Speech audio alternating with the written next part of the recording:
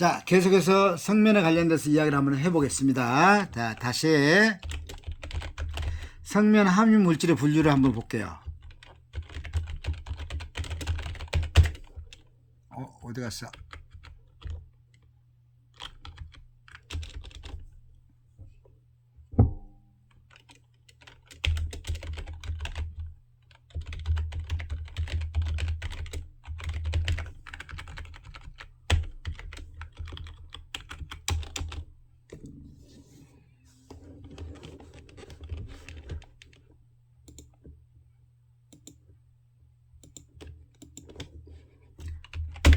자, 성면 함유 물질은 사용 용도 또는 함유 물질의 비산 정도에 따라서 분류하기도 합니다. 그래서 주로 이제 표면제라는 용어는 쉽게 우리가 이해되지 않는 용어인데, 미국에서는 사용되는 모든 것들에 대해서 용어를 번역하는 과정에서 표면제라는 용어를 사용하고 있습니다. 근데 우리는 좀 다르죠. 그래서 그 첫 번째로 사용 용도에 따라서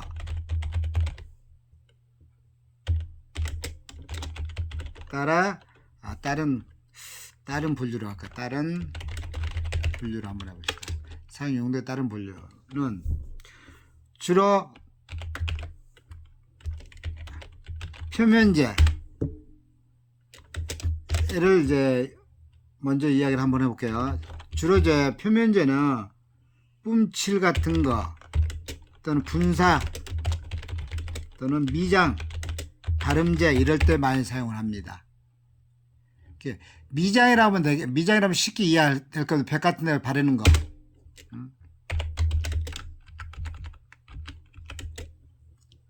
또 보온 단열재,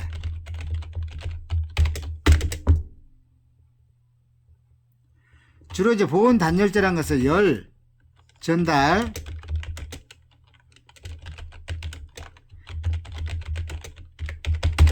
방지를 위해서 배관, 그리고 이제 보일러에 상당히 많이 들어가요. 보일러 안에 보면은 산업용 보일러를 해체해 보면 안에 백성면이라는 하얀 띠로 되어 있는 것들이 있습니다. 이거 다 성면입니다. 그리고 탱크 등에도 많이 사용하고,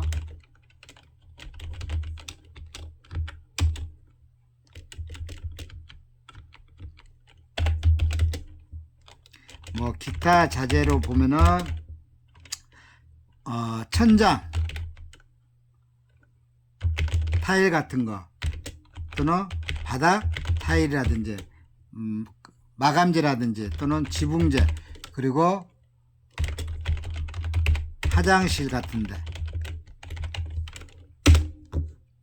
사용 용도에 따라 이렇게 나누고, 두 번째는 비산 정도에 따라서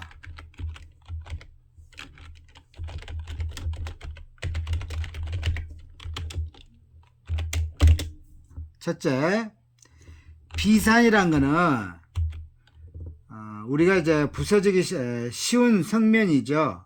그래서 비산은 주로 건조한 상태일 때 손에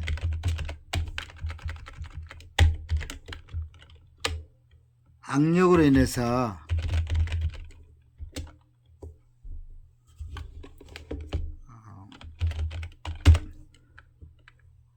꽉 집으로 인해서 부셔지잖아요. 부셔져서 가루로 변형되는 성면 함유 물질입니다. 이게 비산이고, 두 번째로는 비비산. 비비산은 잘 부셔지지 않는 성면입니다.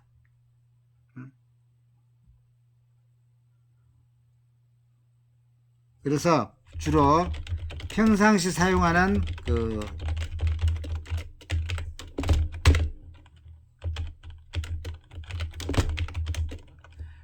평상시 사용하는 동안 부러뜨리기 전까지 공기 중에 성면 함유를 이제 공기 중에 성면 섬유라고 했죠. 섬유.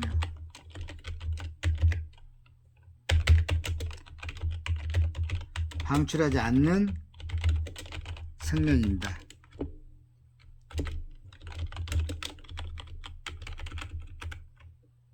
함유 물질하고 다 붙입시다. 이렇게 해 주시면 될 겁니다. 자, 성면 함유 물질의 분류를 보면 사용 용도에 따라 분류를 하고,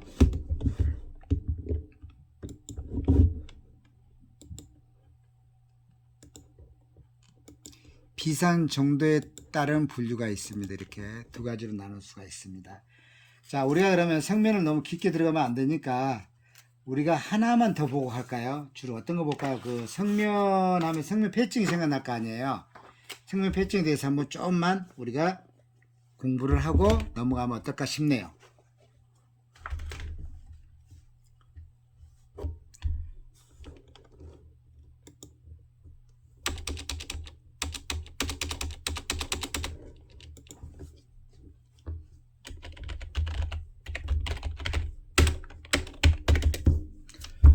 성면 패증은 폐의 성면 분진 침착에 의한 섬유화죠. 섬유화.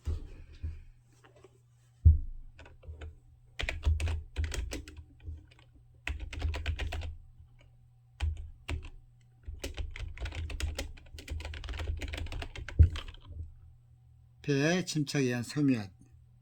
그래서 주로 이제 흉막의 섬유화가 이루어져서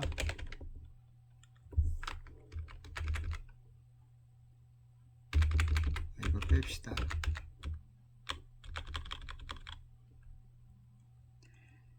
주로 이제 성면에 대한 노출은 또는 폐 섬유화 이 정도는 우리가 양적 상관관계가 있다라고 보시면 되겠고, 그 대부분 노출과 증상 사이에서 잠복기는 보통 성면의 잠복기가 뭐 조금씩은 다른데 평균 10년에서 40년 정도 되지 않나 싶어요. 대부분 30년 사이에서 많이 발생합니다. 꽤 길어요.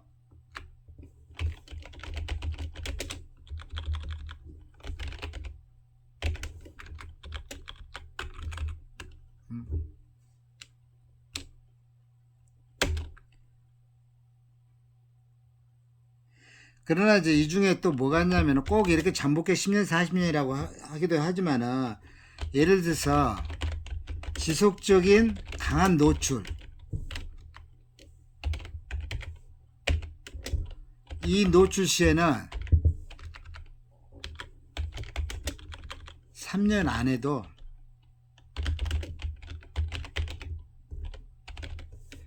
이내에도 생길 수가 있다.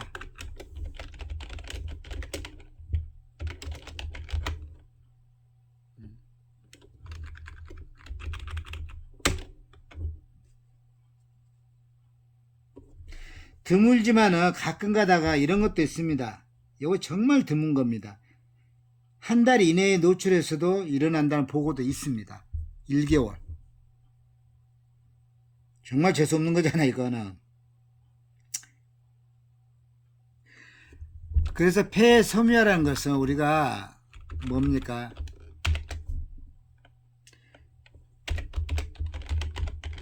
폐 저죽의 신축성 감소시키는 거죠. 그래서 우리가 제대로 호흡을 못하는 거잖아요. 결국 뭐에 의존? 산소에 의존해서 이 목숨 다할 때까지 연장하면서 사는 겁니다. 힘들게.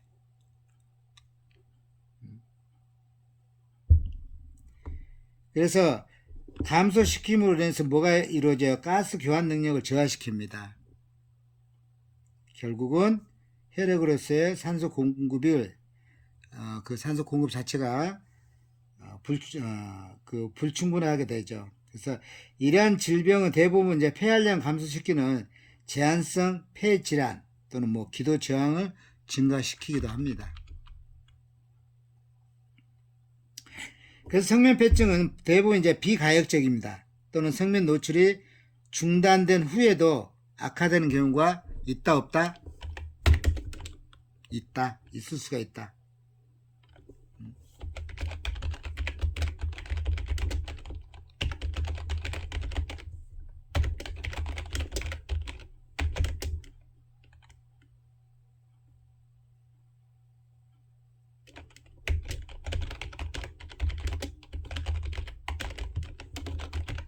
이렇게 이해를 하시면 될 것 같습니다. 그래서 대부분 이제 그 초기 증상을 보면은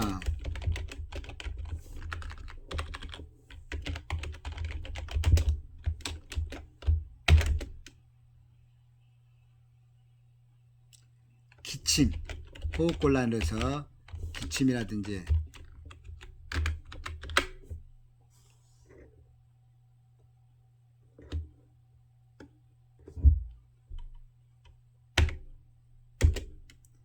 경미한 객담, 그래서 이런 증상이 계속 진행되면 운동 시 뭘로 올 수 있나요? 호흡곤란 증상이 관찰되기도 합니다. 그래서 폐 기능의 변화는 제한성 형태로 즉 폐활량의 감소를 보이고 있고 또 일부에서는 폐쇄성 형태가 관찰되기도 합니다. 그래서 이학적 소견상 보면은 수포음과 같은 곤봉제가 특징이기도 하고, 그래서 질병이 악화되면은 흉부 X선상의 그 폐소묘화를 관찰할 수도 있습니다. 그래서 폐생검을 통해서 확진한다라고 되어 있습니다. 그래서 성면폐증의 치료 방법은 있어요, 없어요? 거의 없죠.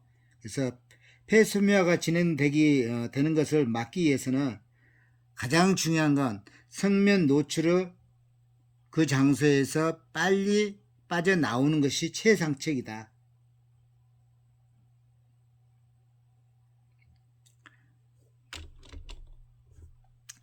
자, 그리고 다시 보겠습니다.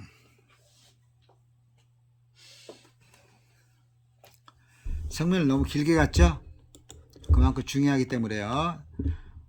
두 번째 라돈이 있네요. 라돈에 동시에 노출되면 단독으로 노출됐을 때보다 훨씬 더 폐암에 걸릴 확률이 높다. 독성으로 따지면 약 30배에서 90배 정도 됩니다.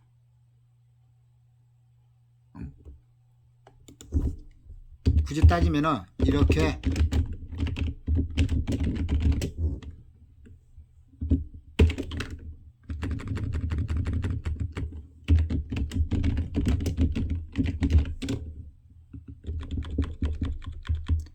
담배를 피울 때하고 안 피울 때하고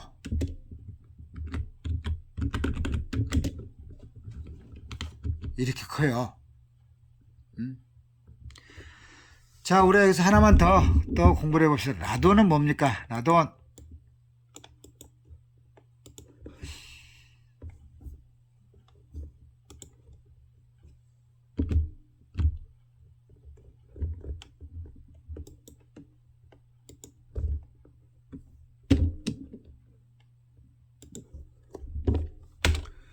라돈은 쉽게 말하면 1급 발암물질입니다. 1급 발암물질이에요. 주로 원소 기호는 이렇게 대문자 해야 되는데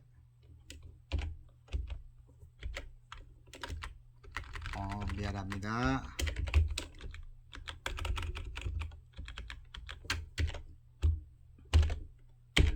이런 식으로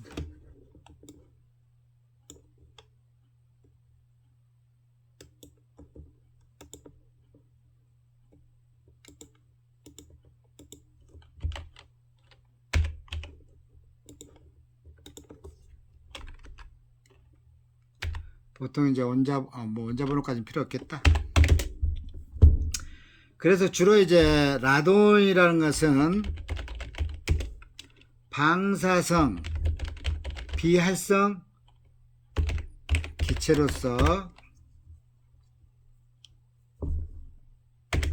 색상이 있어요, 없어요? 무색, 무미, 또 무치의 성질을 가지고 있습니다.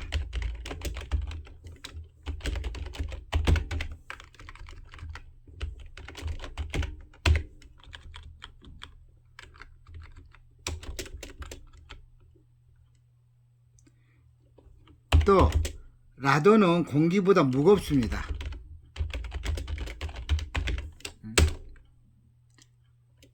질소 같은 건 공기보다 질소가 더 가볍죠. 이거는 공기보다 조금 더 무겁다라고 봐주시면 돼요. 그래서 주로 보면은 우라늄과 라듐이 붕괴되면서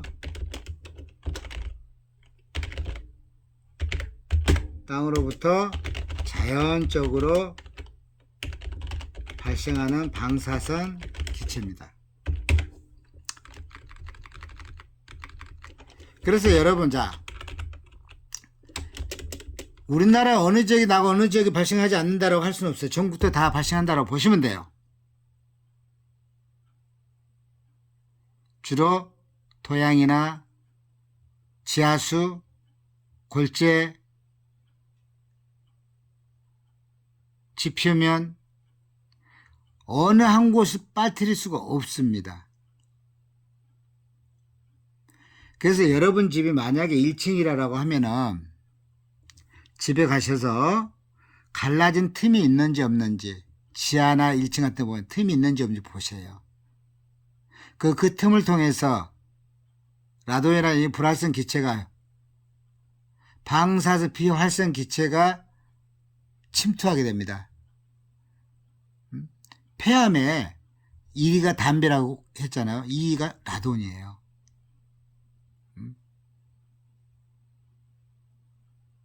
그래서 집에 가시면은 꼭 체크를 한번 해보시고, 검사 장비는 쉽게 대여를 해줍니다.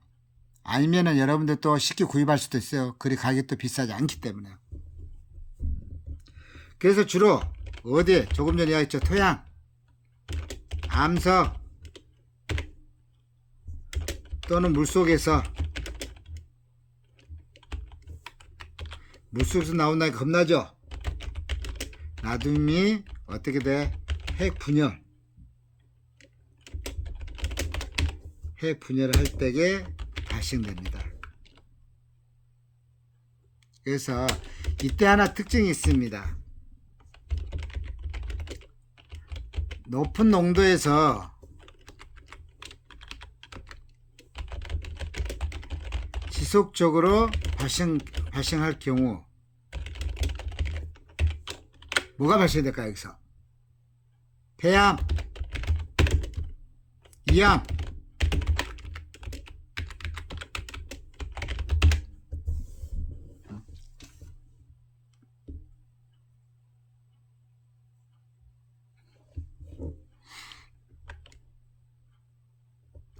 자, 하느님의 좀 더 해볼게요. 토양이나 암석 같은데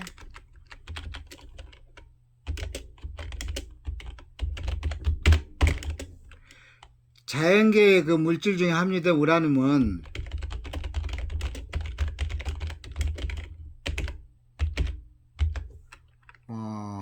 물질 중에 또는 저 우라늄 말고 또 토륨이라고 할 수도 있습니다. 토륨. 우라늄이 연속 붕괴되면서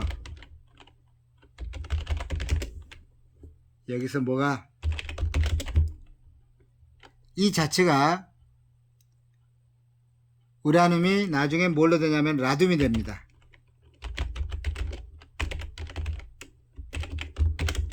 또 이것이 붕괴할 때마다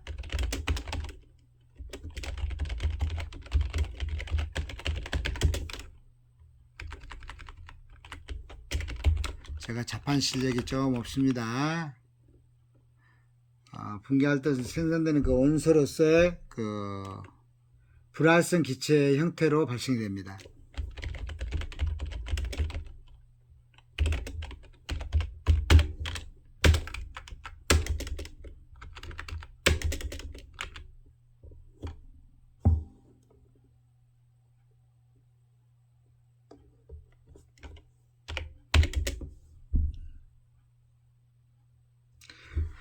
이게 정부 어떤 그 안정치를 보면은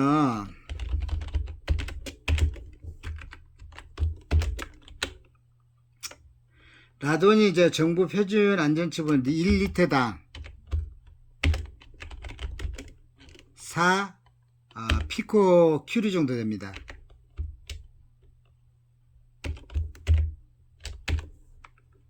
이하로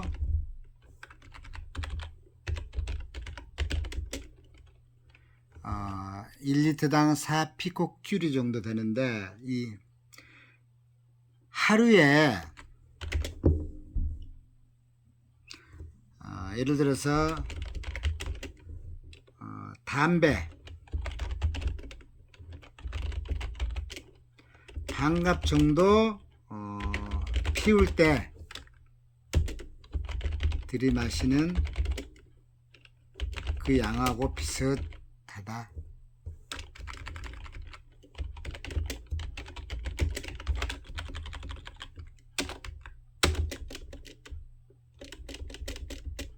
자, 이것만 여러분 라돈에 대해서 이 정도는 꼭 기억을 좀 해주세요.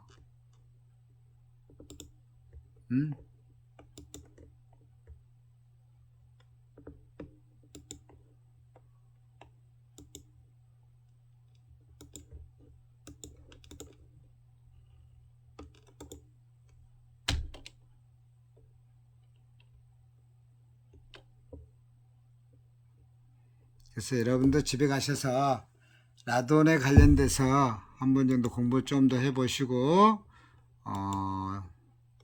집안에, 우리 집에는 비활성 기체의 그 라돈이 검출되는지 안 되는지 그 확인을 좀 해보시라 이거죠. 아시죠? 대답을 좀 해주세요.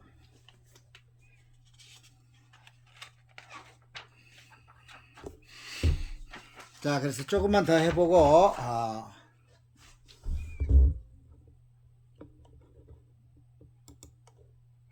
자, 그래서 다시 한번 볼게요. 흡연과 아스베스토스 혹은 라돈에 동시에 노출되면은 단독으로 노출됐을 때보다 훨씬 더 폐암에 걸릴 확률이 높다. 하여튼 30배, 90배 정도에 높다라고 보면 돼요. 어마어마하게 높습니다.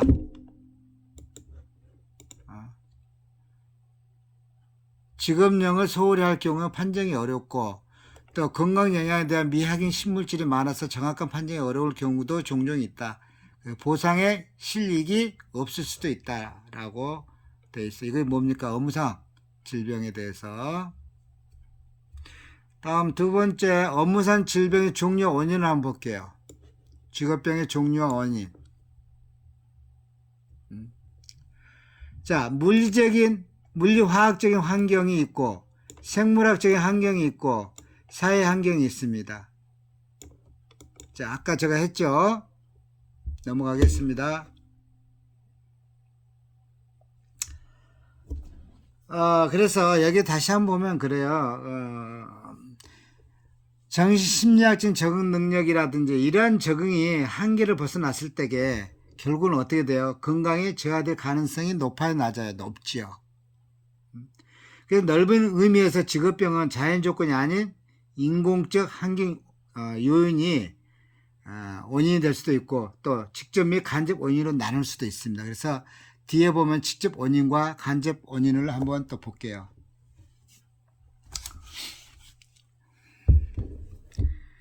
그 직접 원인은 이제 직업병은 원래가 애인성 질환이죠. 그래서 물리적인, 화학적인, 생물학적 환경에 불량한 조건이 그 직접 원인이 되는 수가 대부분 많습니다. 그러나 부적당한 작업 조건이라든지 아니면 직업병의 직접 원인이 되는 경우도 가끔 있고요. 그래서 이들은 대부분 단독 아니면 복합적으로 생체 작용을 미칠 수밖에 없습니다. 그래서 이제 환경 요인을 먼저 보면은, 자, 대기 조건의 변화, 진동, 방사선, 전기 등의 물리적 환경이 원인이고, 작업자에서는 가스상, 액체상, 분진의 형태로 발생하는 화학물질이고, 공업 중독이라든지 진폐증, 직업성 피부질환 등을 일컬어서 우리가 직접 그 원인 중에 환경 요인에 해당이 됩니다. 그래서 대부분 직업성 피부질환에 보면은 환경 요인은 체표를 덮고 있는 피부는 여러 가지의 어떤 외부 자극에 의해서 해를 입기 쉽죠. 그래서 직업의 원인이 있는 피부 질환 등을 들 수가 있어요. 그래서 그 중에 이제 우리가 원인들을 쭉 이제 이렇게 보는 건데,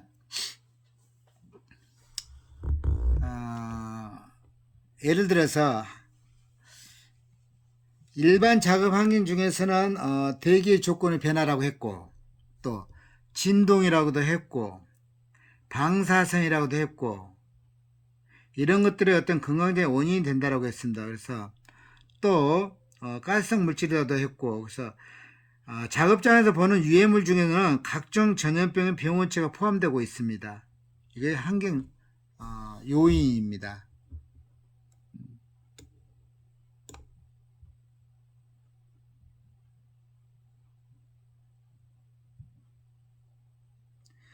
그래서 원인을 보면은 이제 크게 보면은 뭐 기계적인 원인이 될 수 있고, 물리적인 원인이 될 수 있고, 화학적 원인이 될 수 있고, 생물학적 원인이 될 수가 있습니다. 그래서 주로 이제 기계적인 원인을 보면은 마찰이나 압력 등이 있고, 물리적인 원인은 온도 조건이라든지 방사선, 전기 등이 여기도 될 수가 있고, 또 화학적인 요인 이렇게 될 수가 있고, 그리고 생물적인 요인이 이렇게 될 수 있죠. 특히 뭡니까?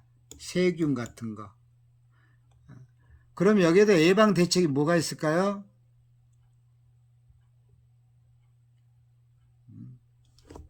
예방 대책. 여기다가 직접 한번 해볼까요?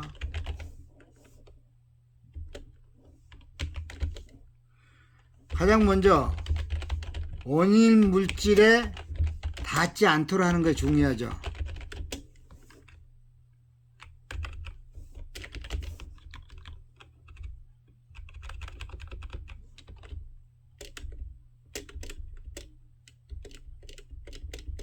닿지 않도록 하는 게 중요하기 때문에 작업 방법을 개선한다든지,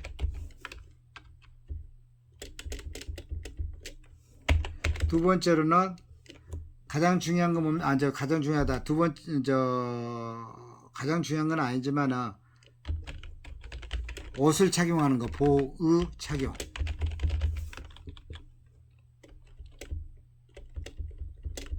세 번째로는 작업을 하다 보면은 장갑, 그 용도에 맞는 장갑을 착용해야 되겠죠. 네 번째로는 보호크림 사용, 내 피부에 맞는 거.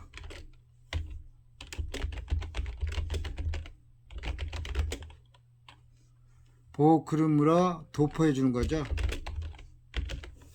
도포해 주는 거. 내가 좀 적게 해야 되구나.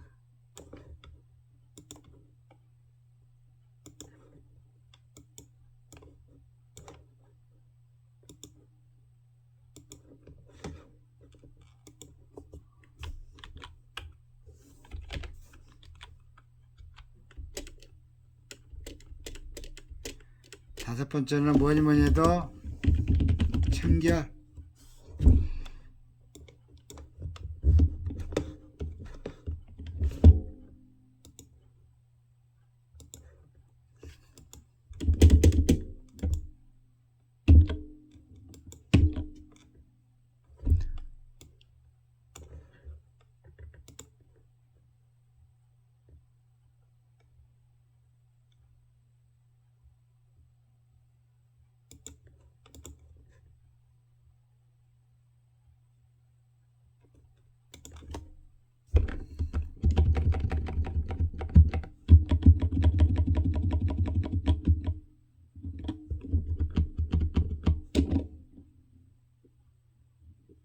좋죠?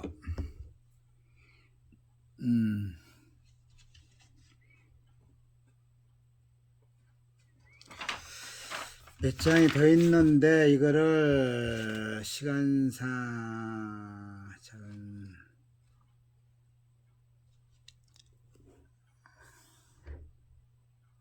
작업 요인까지만 하고 끝내도록 할게요. 자, 작업 요인을 보니까 주로 근육통, 격렬한 근육 운동으로 인해서 올 수 있는 근육통, 건초염, 관절염, 요통, 추간판 탈출증, 척추 돌기 골절, 탈장, 자궁탈 같은 것 또는 견환 장애를 우리가 일으키고 고속도 작업은 이제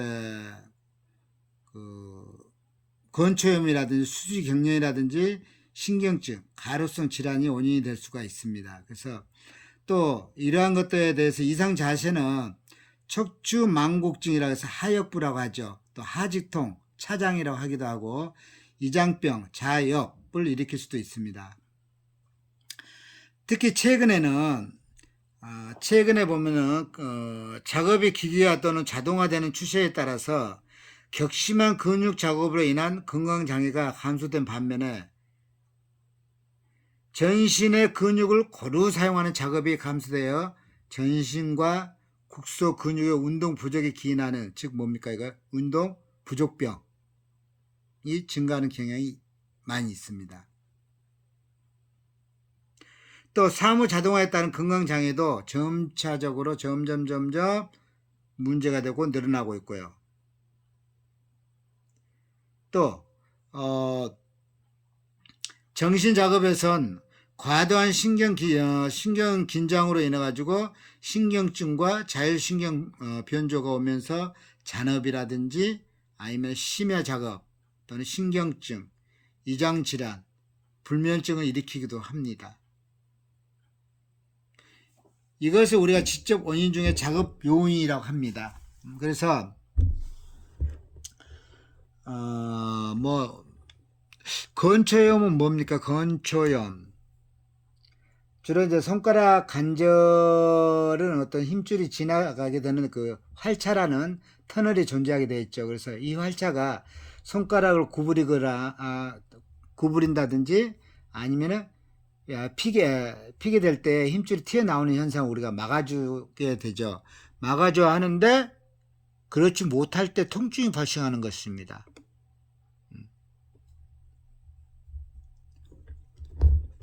추간판 탈출증. 이거 추간판이 돌출되어 가지고 요통이라든지 신경 증상을 유발할 수 있는 그런 질환들이고요.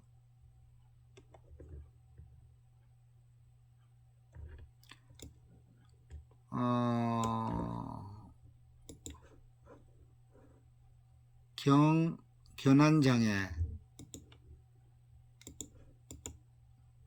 주로 이건 뭐냐면은 장시간 동안 동일한 장소에서 일정한 자세로 상지를 반복해서 과도하게 사용함으로 인해 가지고 발생할 수 있는 직업성 질환 중에 직업성 건강장애입니다. 일종의.